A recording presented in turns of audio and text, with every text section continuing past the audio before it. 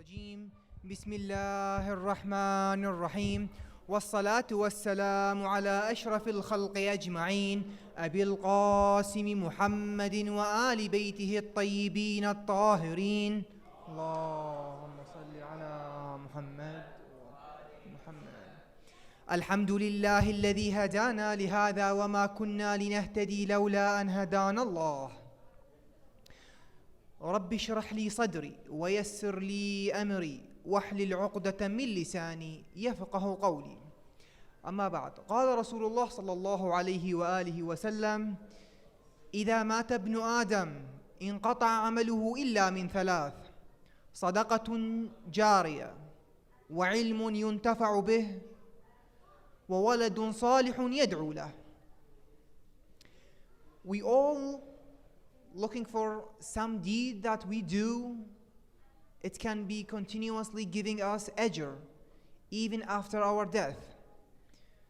And Rasulullah sallallahu alayhi wa alihi wasallam in this hadith, he showed us the path and he gave us the three deeds that can keep giving us ajr even after our death, which is sadaqatun jariyah, which is what, as we said, the charity. Second one is the knowledge that people can benefit of it and the son can pray for him. In the previous lecture we talked about the first step, which was sadaqah jariyah, and we mentioned how important this one to a part that Allah subhanahu wa ta'ala described the people will ask him to extend their time just to do sadaqah. And also we mentioned the sadaqah has two parts or two types. The first one is sadaqah jariyah, and it's contain many things, but the most important of them, which is building a mosque, building a school, or sponsoring an orphan. And we said this is the best, but it's the hardest one. And the second one, as we mentioned, it was the easiest one, but it's still giving us ajr, and which is like being nice to people and kind, smile at people, or giving any like food or clothes or for people who are in need. These are the types. Also we mentioned it's a small thing. It can be as simple as paying a 5 cents as a charity, but this 5 cents can give us a lot, such as like long life, health, extend our wealth. Also can be a shade for us in the judgment day, and even in our grave it will be shade and reducing our fire if there is a fire in our grave or anything. Today inshallah we will talk about the second part, which is the knowledge. We will try to discuss about what's the ajr of knowledge and why we have the knowledge or why we gain this knowledge. Also what the steps that Ahlul Bayt taught us to gain any kind of knowledge, and the types of the knowledge and the subtype of each knowledge. Also when this knowledge can be good and when can be bad. The best thing we start with understanding the ajr that we can gain by knowledge by referring to Quran. When Allah subhanahu wa ta'ala said in Quran, Bismillahir Rahmanir Rahim, يرفع الله الذين آمنوا منكم والذين أوتوا العلم درجات. Here in this ayah, Allah subhanahu wa ta'ala saying He will increase the level of people who have a faith, also the people who obtain knowledge. We can see here in this ayah Allah subhanahu wa ta'ala highlighting some type or some action we can do to be equal to the belief and equal to the deeds that we can do. And this type, it can increase our level. But when we say increasing our level, what's the level we are talking about? And what high we can go, what high we can reach by this thing. Here, Quran didn't mention it, but as we know, Rasulullah sallallahu alayhi wa alihi wasallam and his Ahlul Bayt alayhim salam explain more and explain some of the ayat and some of the Quran to know and to go deeper and further in this ayah or this ayat. And if we refer to their hadith, we come across some hadith that Rasulullah sallallahu alayhi wa alihi wasallam explained it closely when he said, فإذا جاءه الموت وهو يطلب علما ليحيي به الإسلام كان بينه وبين الأنبياء درجة في الجنة. Which means, if a person died and he was obtaining a knowledge to help Islam, he will be one level lower than the prophets in the Jannah. Imagine, when we say prophets, imagine all the torture they went through, all the disbelief, all what they went through their lives. We can go just one level lower than them. And when we talk about Anbiya, we know they are the people who Allah subhanahu wa ta'ala chose them for us, and they are his messenger, which means they are the highest level. And here in this particular hadith, he said, Rasulullah sallallahu alayhi wa alihi wasallam, we can be close to them to the part that we are one level lower than them. So imagine how high. We all wish to go to the first level of Jannah. But with this deed, we may be able to go higher, to go further, which is one level lower than the prophets, which I think we all looking for, because we are looking for a first level. Imagine we go to the highest level. But this one, is that it, or there is more about it, just the highest level? When we go across the hadith and we come close to the Rasulullah sallallahu alayhi wa alihi wasallam and what he said about the knowledge, he said sallallahu alayhi wa alihi wasallam, باب من العلم نتعلمه خير من ألف ركعة طوعا. Here Rasulullah sallallahu alayhi wa alihi wasallam, he's comparing between the knowledge and the salat mustahabba. But this is, when we read it, it's unfair comparing, because he said a door of knowledge, which means a knowledge we can obtain compared to 1,000 rak'ah. So here is one knowledge, 1,000 rak'ah. Let's see, 1,000 rak'ah. What do we mean by that? And how long we would take to do 1,000 rak'ah? Because maybe we can say, okay, I don't want to gain knowledge, I can go and do the 1,000 rak'ah. If we calculate it quick, we have 17 rak'ah, wajib a day. If we want to try to add the same amount, 17 rak'ah every day, which can be 34 rak'ah, 17 wajib and 17 mustahab, that would lead us to 60 days just to reach to the 1,000 rak'ah. And here when we talk about the 1,000 rak'ah, as we mentioned before, some salat won't be accepted because maybe we are not focusing or we are not paying attention more. But the hadith said 1,000 rak'ah. So which means all this 1,000 will be accepted. But even though we have the 1,000 rak'ah, all of it accepted, that would lead us to 60 days, which is 2 months to have it. But still, the knowledge that Rasulullah sallallahu alayhi wa alihi wasallam mentioned it's still higher and still better, because he said it's more preferably than 1,000 rak'ah. Which maybe we can obtain this knowledge with a day, a week, or a month. It depends on us and depends how concentrate about this knowledge. But it's equal and better than 1,000 rak'ah we can do in 2 months. So that's really something we can take the advantage of this thing. Instead of doing 1,000 ruk'ah, obtaining some knowledge, like learning something. Also, Rasulullah sallallahu alayhi wa alihi wasallam, he said something more deep in that type.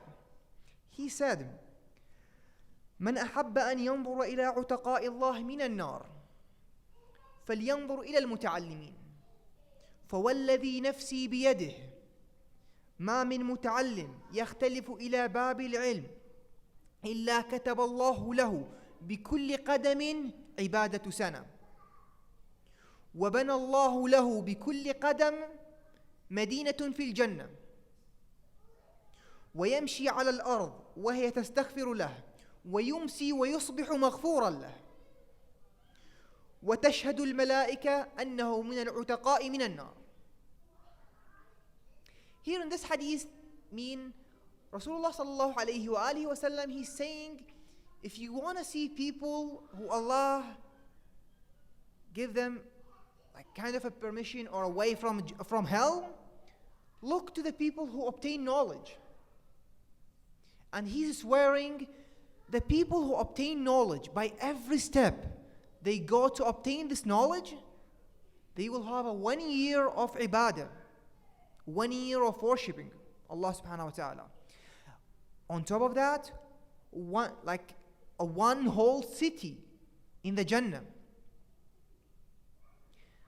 Also, the earth he stepped on it will be pray for him for his forgiveness. And the malaika will be witnessed that Allah subhanahu wa ta'ala give him kind of like away from hell. When we read usually in a hadith and everything, we go across maybe a castle in Jannah, a house in Jannah, sometimes we see tree, but rarely we go and see a city. Imagine now, like a whole Calgary or maybe bigger, you have it built for you. By every single step you decide to come here. So count how many steps you did and how many steps you had. So how many city built for you? And also how many sana, how many year was for you as a ibadah. When we come across this thing, wow, it's too much, and so much we gain by just few steps. We all get this one because now we are coming to learn, we are coming to have some knowledge for Islam. But also, like, there is some hadith, it's really amused me and make me shocked. But before going to that hadith, let's have a quick question. Who's the people who do shafa'ah? Do anyone know that? Anyone can help me with that? Who's the people who do shafa'ah? Any help? No help? Nothing is right or wrong. So whatever you think, just you can say it. Okay. The people, we all know that's Ahlul Bayt do shafa'ah and the prophets. That's a common sense. That's Ahlul Bayt and the prophets, because they are the messengers of Allah subhanahu wa ta'ala. And we all know as well there's something else, which is shuhada. When we had the shahada, the shaheed, he will get to do shafa'ah for 70 people of his family and friends. And we all wish to have shahada because of this level that they can obtain and they can reach to. But the hadith here, Rasulullah sallallahu alayhi wa alihi wa sallam said something. He said, يشفع يوم القيامة ثلاث الأنبياء ثم العلماء ثم الشهداء. Here we all thinking about shuhada, they have the highest level and they are our goal. Like that's our goal, to reach to that thing. Because we know we are not able to reach to Ahlul Bayt's level, So we maybe reach to the shahada level.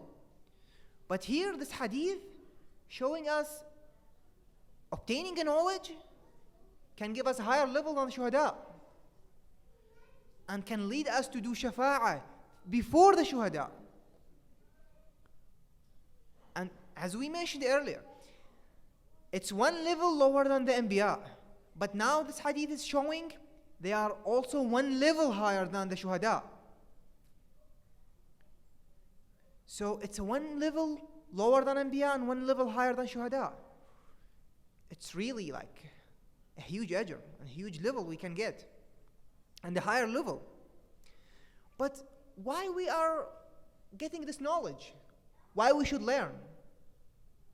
Now we all go to school or learning online, or we have different types of obtaining a knowledge. But what's the reason of obtaining knowledge? Why? We obtain knowledge for three main reasons. That's Ahlul Bayt mentioned it. The first reason is knowing Allah subhanahu wa ta'ala. Second one is worshipping Allah subhanahu wa ta'ala. And the third one, for working and for living for us. So the first two things, which as we mentioned, knowing Allah and worshipping Allah subhanahu wa ta'ala. These are the levels that the main important. Also our living is important, so we can have like a good living and we can live our life. But here, by saying obtaining knowledge and then we say worshipping Allah and knowing Allah, is worshipping Allah ibadah or not? That's maybe a question we come across and maybe we think about it. There is so many hadith and so many things were mentioned about this one. But let's stop about a hadith and see something else about a dua. Maybe we read it or we came across it once in our life. And mostly we highlight this dua in Shahr Ramadan. Dua Abi Hamza al-Thamali. In that dua, we read some part. Maybe we didn't have a time to highlight or to think about it. But let's stop on it today and think about it a bit further. In that particular part, we said, ما لي كلما قلت قد صلحت سريرتي وقرب مجلس التوابين مجلسي عرضت لي بلية أزلت قدمي وحالت بيني وبين خدمتك سيدي لعلك وجدتني في مقام الكاذبين فرفضتني أو لعلك وجدتني غير شاكرا لنعمائك فحرمتني أو لعلك فقدتني من مجلس العلماء فرفضتني. Here in this dua, we are talking about, we are talking to Allah subhanahu wa ta'ala and asking Him, every time I feel that I'm close to the tawbah, I'm close to people who obtain tawbah, something will happen and I get away from it. Am I a liar or am I doing lies so you are kicking me out? Or am I not thinking enough so you remove this blessing from me? Or I'm away from the places that's obtaining and giving knowledge so you take me away from your service. When we go to this one, that's mean not just obtaining a knowledge is the important, even attending these majalis of knowledge. Because here in this dua we say that we may be away from the tawbah and away from people who earn the tawbah either by lying or by not thanking Allah subhanahu wa ta'ala for the blessing, and the third one, or by being away from this majalis. Also, we get away from khidmatullah, like the servant of Allah subhanahu wa ta'ala. So that's mean obtaining a knowledge or being in the majalis of knowledge, it's worshipping Allah itself. Because just by attending this majalis, we come close to Allah subhanahu wa ta'ala, and we become like from people who earn and who get the tawbah.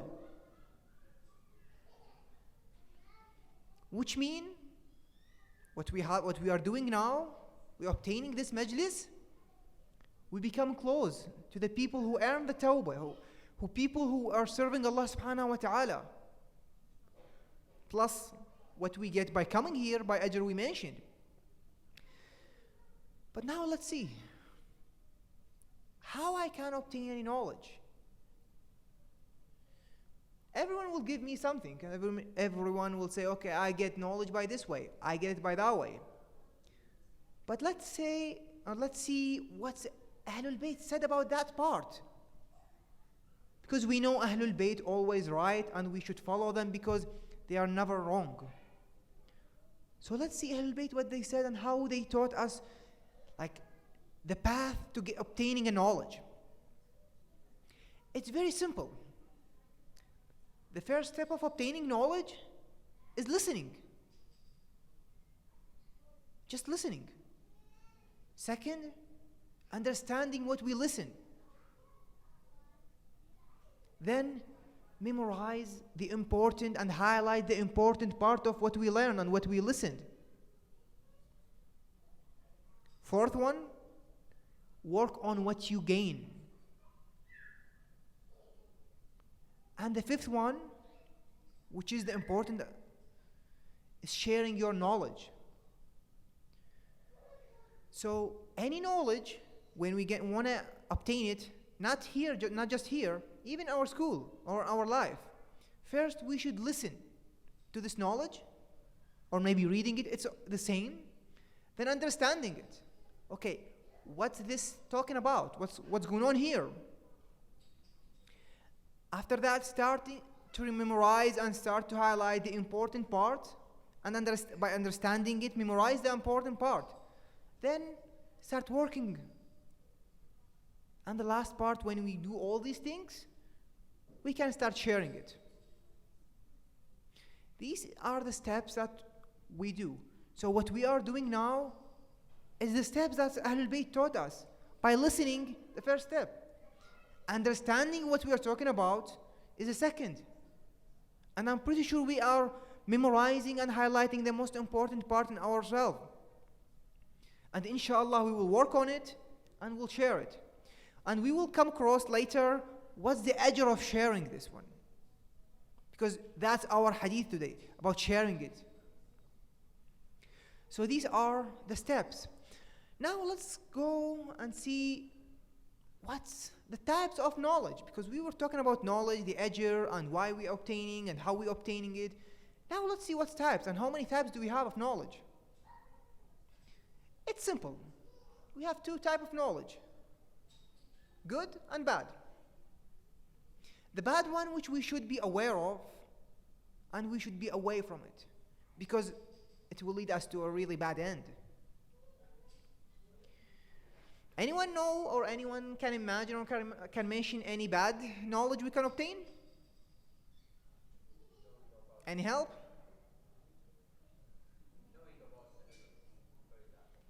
Yeah? The knowledge that has no benefit of it. Anything else? Guys, you don't know anything? You don't have anything in your mind? When you hear a bad knowledge, what it is? Some of them you're going to like it, all of you, because I'm pretty sure every one of you asking about it. The first one is learning a magic. I know this, all of you, you smile and you like it because you are asking about it. Yes, the magic, it's a bad thing and will lead us to a bad ending. Also, the knowledge that can hurt people or can change or affect Allah subhanahu wa ta'ala created. These things we should be aware of it and be aware of it.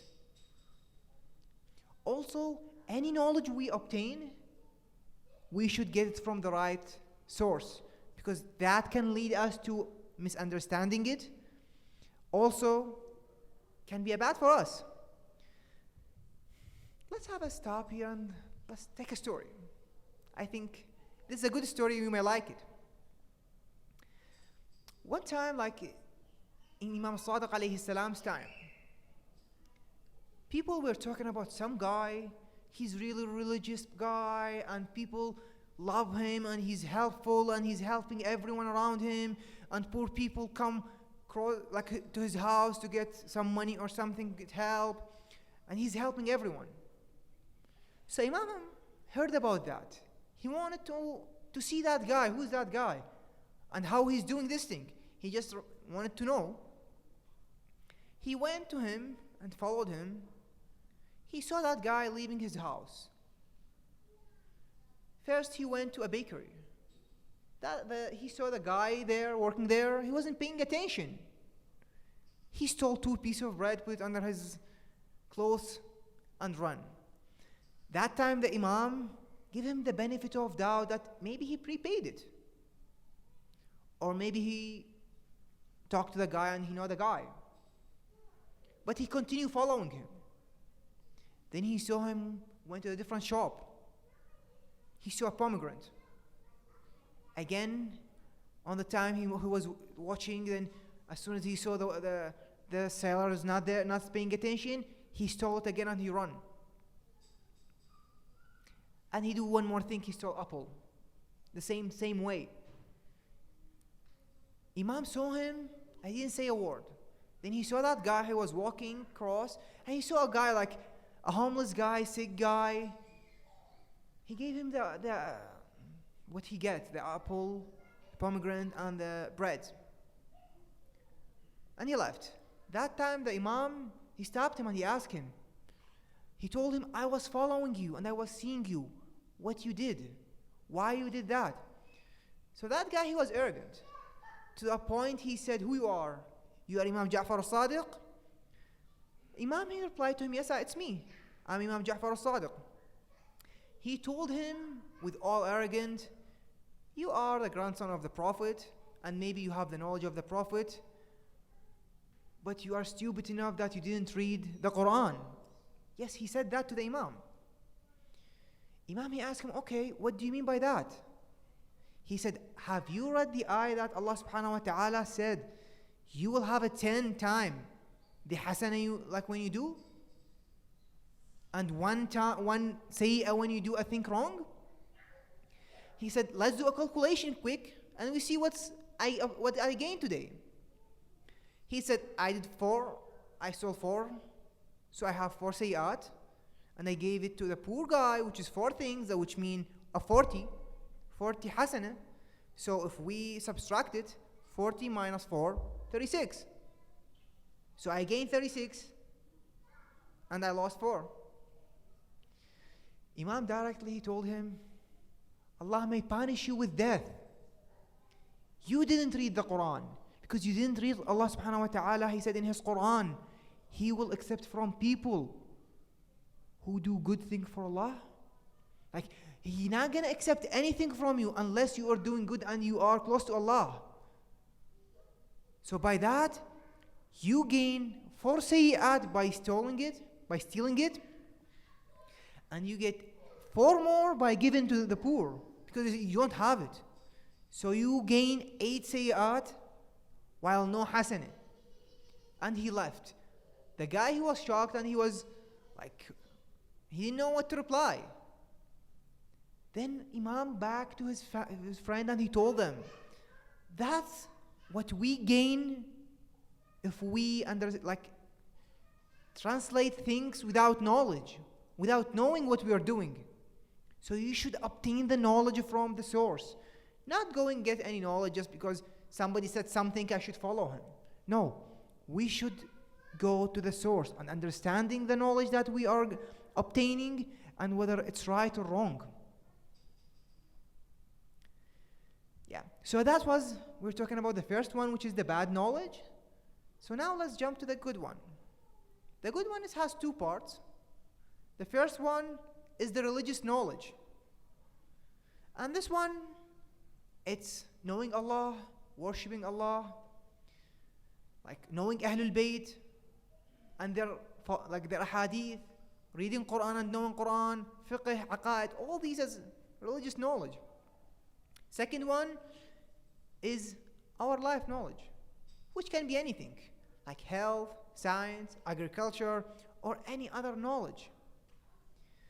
We're not going to have a time to go thoroughly into each part, but inshallah, if we have time in the future, we will do a separate muhadara for them. Let's jump to the most important part. When this knowledge can be good and when it can be bad. This knowledge we are gaining can be bad to us, yes, can lead us to hell, not just bad in a way, I get a bad, no, it can lead us to, we get thrown in the hell. And this thing, Rasulullah sallallahu alayhi wa alihi wa sallam mentioned it in his hadith. He said, إن أول الناس يقضى يوم القيامة عليه رجل استشهد فأتى الله فسأله عن نعمته فعرفها فقال ما عملت فيها قال قاتلت فيك حتى استشهد قال كذبت ولكنك قاتلت حتى يقال عنك جريء وقد قيل ذلك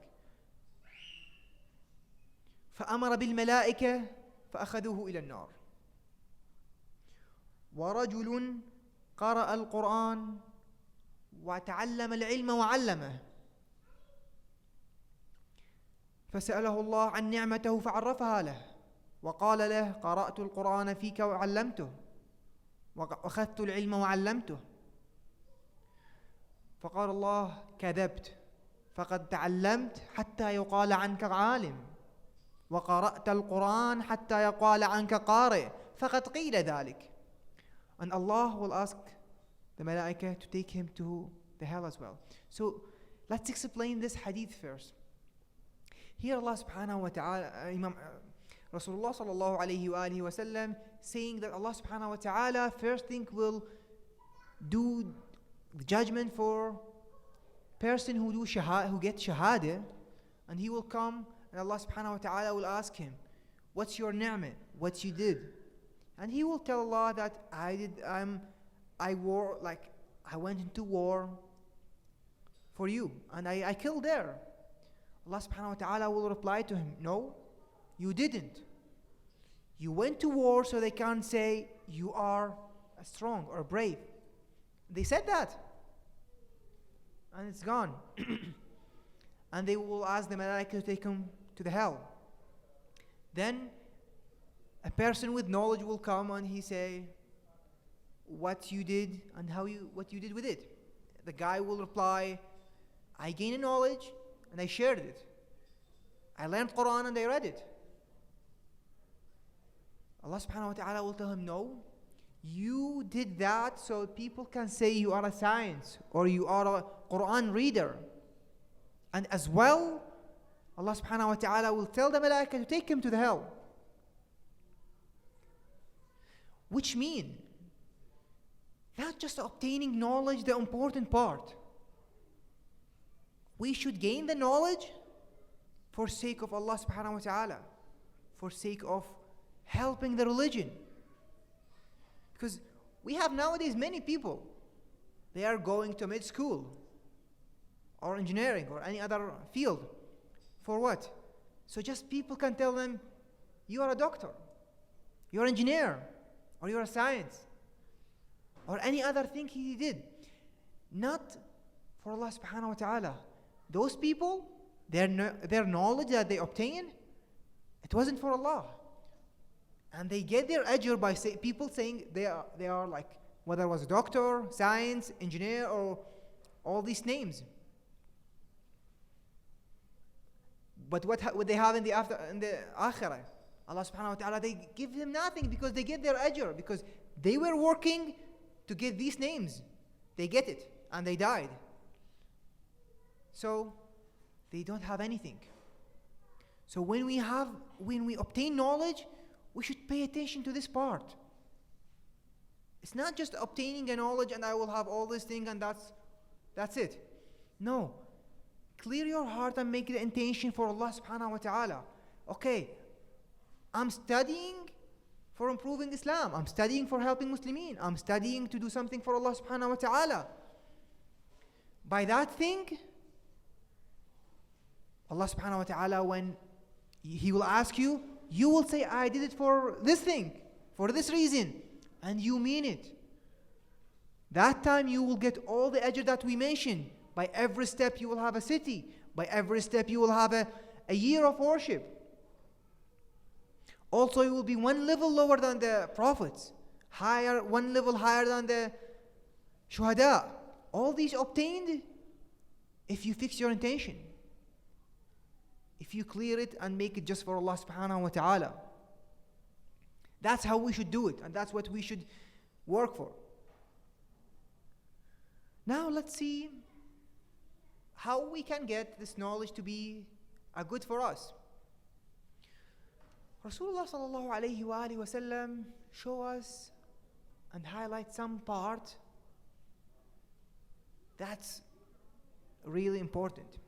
He said, إن المؤمن إذا مات وترك ورقة واحدة عليها علم كانت تلك الورقة سترا له فيما بينه وبين النار وأعطاه الله تعالى بكل حرف مدينة في الجنة أوسع من الدنيا وما فيها.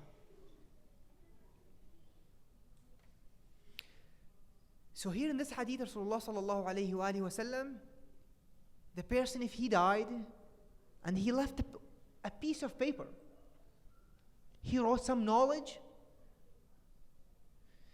By this paper, first it will be kind of a protection for him from hell. And by every single letter he will write, he will have a city in the Jannah bigger than the earth, this life. Imagine this earth. You will get bigger than it by one letter. So imagine if you write a book, or how many letters you have, how many cities you will have.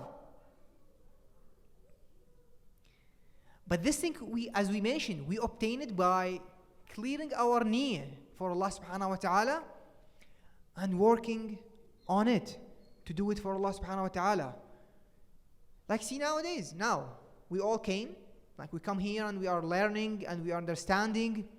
So this small knowledge, if we went and we taught someone else, like in our school, and our friend or anyone, we will get that ajr. Imagine this thing can be for you as well. Don't think, I'm still young, I can't do it, or I don't have the opportunity to do it. Here, Rasulullah sallallahu alayhi wa sallam, he didn't say write a book. He didn't say write something big. He said a small paper. Maybe a few letters, a few words. But these few words have a meaning, have a knowledge. People will gain something by learning it. So you will get by every single letter a city bigger than the dunya. Also, we should learn from the best teacher we have. We have the best teacher ever. And when we say ever, it is ever. Allah didn't create any teacher better than him. That teacher is our Prophet sallallahu alayhi wa alihi wa sallam. Allahumma salli ala Muhammad wa ali Muhammad. He taught us more than we can imagine. All our life now, everything we are doing, we get from Rasulullah sallallahu alayhi wa alihi wa sallam. All what we have, all this knowledge. And even now, even these phones we have, even everything we have now, the computers, the phones, the math, we think the Western society created. Actually, if we go back, they took it from the Arabic time. And who taught them? Imam Ja'far as-Sadiq alayhi salam. And he get it from Rasulullah sallallahu alayhi wa alihi wa sallam. So that's mean everything now we have. This clothes, this watch, this thing. Rasulullah sallallahu alayhi wa alihi wa sallam taught us how we do it. Maybe not directly, maybe indirect, but he taught us the concept of it. And also he showed us how we should protect this knowledge and how we should share this knowledge. In the beginning of Islam, he was in Mecca. He was they were a little people, there are not much people. Everyone against them. But that time when the disbeliever they thought they are weak and they may lose something, they came to his uncle, Abu Talib, and they asked him, we can give Rasulullah sallallahu alayhi wa sallam anything he wants, but just if he left this religion or this thing he give. That time, Abu Talib came to Rasulullah sallallahu alayhi wa sallam and he said, the people telling me that, so what do you think we should do? Or what you would do? Rasulullah sallallahu alayhi wa sallam, that time he said something we should all learn from it. He said, Ya am wallah, لو وضعوا الشمس في يميني والقمر في شمالي على أن أترك هذا الأمر ما تركته حتى يظهره الله أو أهلك دونه. Which mean, he said, I swear, if they put the sun in my right, the moon on my left, I won't leave this religion until I die, or this religion will be everywhere. See, here it's a lesson for us. When we have a knowledge, and we know it's the right knowledge, we should share it. And we don't care what people would say. We don't care how hard it is. Because it would never be easy to share a right thing. But we should learn from Rasulullah sallallahu alayhi wa sallam when he said, no matter what they would do, I will keep doing it. That's how we should protect the knowledge that we have, and that's how we share it. So don't say, I can't do anything. I'm not strong enough, or I don't have the ability to do it. You have. Maybe you can do something in front of everyone, but inside you don't change it. Keep it inside you. At some point, you will have the time to share it. You will have the time to give it to people. Just wait for the right time, or create the right time to share it. And Rasulullah sallallahu alayhi wa sallam, as I mentioned, taught us every single thing we have. And we have this thing as a hadith. Imam Ali alayhi salam said, علمني رسول الله صلى الله عليه وآله وسلم ألف باب في كل باب يفتح لي ألف باب من العلم. Which mean, Imam Ali saying Rasulullah صلى الله عليه وآله وسلم taught me 1,000 doors of knowledge. By every door, 1,000 doors will open for me. So imagine, all this knowledge, Rasulullah sallallahu alayhi wa sallam gave it to Imam Ali, and Imam Ali gave it to all the Imams. That's the knowledge we are talking about. So that's the right knowledge, that's the source of the knowledge we have. But let's see something. Rasulullah sallallahu alayhi wa sallam, for all this knowledge, what he asked us to do? A small, simple thing. Take care of my family. He didn't ask anything else. But let's come and see what Rasulullah happened to him when he starts sharing this knowledge, and people start admiring who will be the ruler after him, because they don't care about the knowledge, they don't care about anything, they care about the ruling more than anything else. First thing they did, they poisoned him. Rasulullah sallallahu alayhi wa sallam, yes, he didn't die, because nowadays we are saying and we are hearing he died. No, he didn't die. He get killed. Yes, they killed him. They gave him the poison. Not just with the food, even they hold him and they put the poison in his mouth, and he told them directly, don't feed me the poison. And that time he kicked them out of the house. But they didn't get enough of that. Rasulullah sallallahu alayhi wa sallam, after he ate all this poison and he starts suffering from this poison, he had the fever, the headache, all the symptoms of the poison start showing on him. What they did? He was asking them, just give me a paper and pen so I can write you something you can use after me. What they said? He's just old, he doesn't know what he's saying. That's what you say about Rasulullah sallallahu alayhi wa sallam. While Allah subhanahu wa ta'ala said, وَمَا يَنطِقُ عَنِ الْهَوَىٰ إِنْ هُوَ إِلَّا وَحْيٌ يُوحَىٰ, which means all what he's saying, Allah subhanahu wa ta'ala telling him to say it. But they said, oh, he's just getting old and he doesn't know what he's saying. He kicked them out when he heard that. He was so sad. At the same time, Jibreel alayhi salam in the sama, he saw the flowers and the smell and everything. The sama was highlighted and happy and delighted. So Jibreel asked Allah subhanahu wa ta'ala, what's happened? What's going on today? Allah subhanahu wa ta'ala replied to Jibreel, he told him, you didn't know? Today, my beloved Rasulullah sallallahu alayhi wa sallam will join us in sama, will die. Directly, Jibreel alayhi salam, he went down to the Prophet. Jibreel was on his right, Mikael on his left, and his head was in Imam Ali's lap, and Fatima Zahra alayhi salam and Imam Hassan and Hussein alayhi salam with him. And he died between his family and the malaika with him. The people didn't care about Rasulullah sallallahu alayhi wa sallam.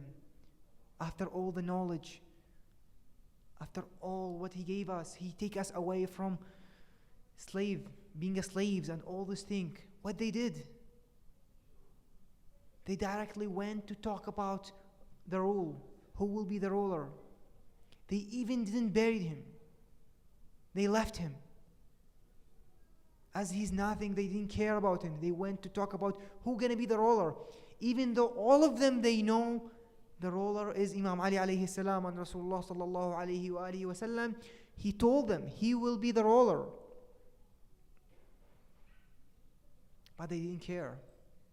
They didn't bury him. Imam Ali, he buried him by himself. When he came back, Rasulullah asked them, as I mentioned, one simple thing for all his gifts and all the things he gave us.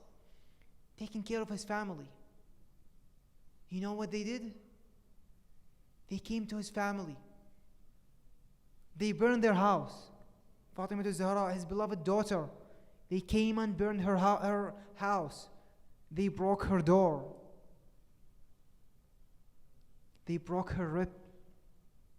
They slapped her. They killed her baby. That's how they pay him back. By giving the torture for his family. They didn't have enough. After that, they took the real ruler, Imam Ali alayhi salam, as a prisoner.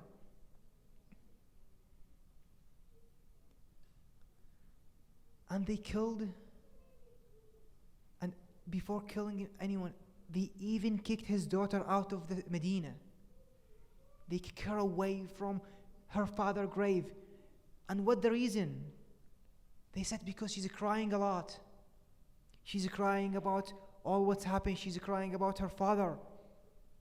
So they kicked her out of the Medina. And they killed Imam Ali. They killed Imam Hassan, Imam Hussein, and we know all what's happened to them. That's how they paid Rasulullah sallallahu alayhi wa sallam.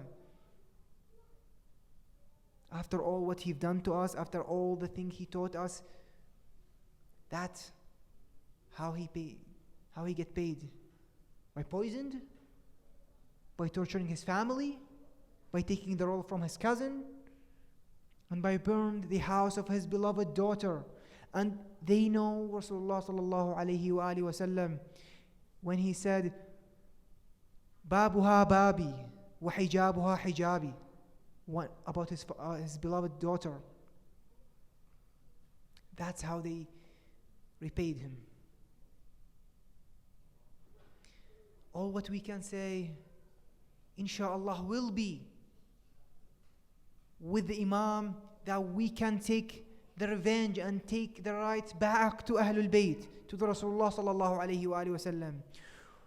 جعلنا الله وإياكم من الطالبين بثأرهم والآخذين بحقهم مع إمامنا المنصور صاحب العصر والزمان لذكره عطروا أفواهكم بالصلاة على محمد وآل محمد.